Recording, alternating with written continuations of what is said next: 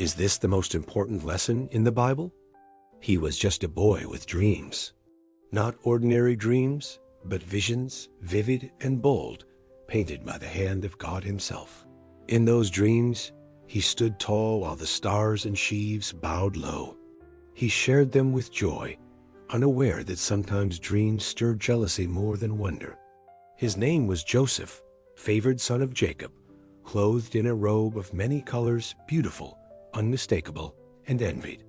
His brothers saw not the promise in him, but the threat. Their hearts grew cold, their eyes narrow. What began as whispers turned to plots, and one day, far from home, they stripped him of his robe, cast him into a pit, and sold him as a slave to strangers. The dreamer was now shackled, silenced, forgotten. Or so it seemed. While friends may betray you, the Lord does not forget. In Egypt, Joseph served with integrity.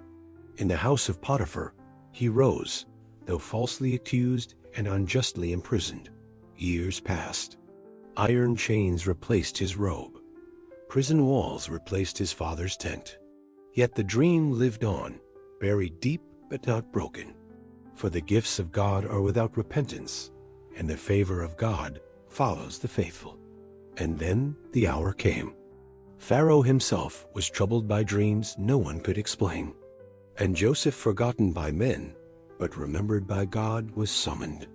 He stood before the throne not as a beggar, but as a vessel. He spoke, not with pride, but with wisdom. And in a moment, the prisoner became prince. From the pit to the palace, from betrayal to honor, Joseph was elevated. Not for revenge, but for redemption. Not for glory, but for purpose. When famine struck, and the very brothers who sold him bowed before him in hunger, Joseph wept, not with bitterness, but with mercy. "You meant it for evil," he said, "but God meant it for good." The dream had come to pass, not to make him great, but to save many lives. Comment on God's child if you are the dreamer mocked, cast aside, or misunderstood. For betrayal does not cancel God's promises. The pit is not the end of the story. The prison is not your final place.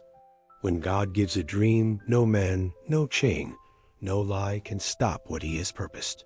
The dream lives, and the dreamer still rises.